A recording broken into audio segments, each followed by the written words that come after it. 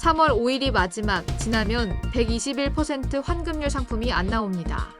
최근 납입기간 종료 시 장기 유지 보너스를 지급하는 형태의 무저해지 상품 판매가 성행하고 있는데 일부 보험회사는 이 같은 자극적인 키워드를 동반한 절판 마케팅을 전개함에 따라 불완전 판매가 우려되는 상황입니다. 월 보험료 50만 원인 50% 저해지형 종신보험에 가입한 A씨. 그는 5년 동안 보험료를 납입한 후 갑작스러운 경제적 사정 악화로 더 이상 계약을 유지하기 어려워 중도의 종신보험을 해지하게 됐습니다.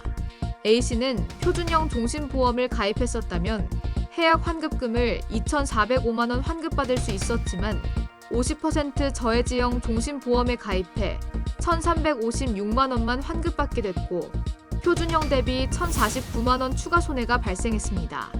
무저해지 상품은 주로 사망보험금 등을 주 담보로 하는 보장성 보험으로 저축 목적으로는 적합하지 않습니다. 소비자가 높은 수준의 단기 환급률만 보고 가입한다면 중도 해지 시 해약 환급금이 없거나 매우 적어 큰 금전적 손실이 발생할 수 있습니다. 3월 5일까지 상급 종합병원 1인실 일당 최대 5만 원, 업계 최고 수준. 일부 보험회사는 상급 종합병원 또는 1인실 입원 비용 보장 한도를 최대 5만 원까지 보장한다고 안내하고 있는데 상급 종합병원은 전국 47개에 불과하며 일부 지역은 상급 종합병원이 없거나 한개에 그쳐 접근성이 낮고 1인실 병상수는 병원 전체 병상수 대비 매우 적어 가입자의 병실 이용 의사에도 불구하고 1인실 이용이 제한될 가능성이 있습니다.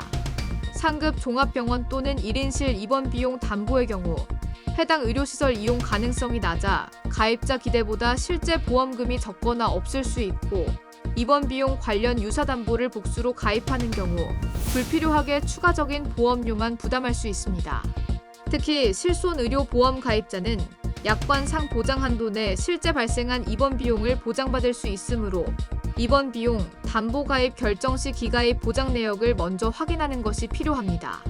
기존 보험 계약을 해지하고 보장 내용이 유사한 보험 계약 갈아타기는 금전적 손실이 발생 가능합니다.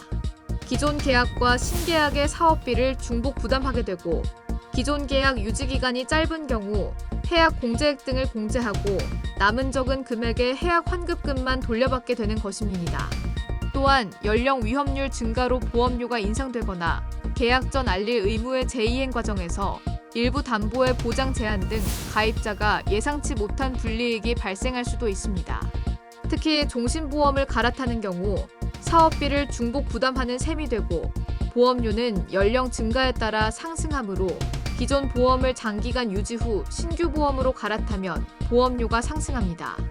또 질병 이력이 있으면 기존 종신보험에서 보장받던 질병 특약이라도 신규 보험 청약 시 가입 거절될 가능성이 있습니다. 과거에 판매한 보험 상품이 최근 판매하는 보험 상품보다 예정 이율이 높아 보험료가 저렴한 편인 경우가 많습니다.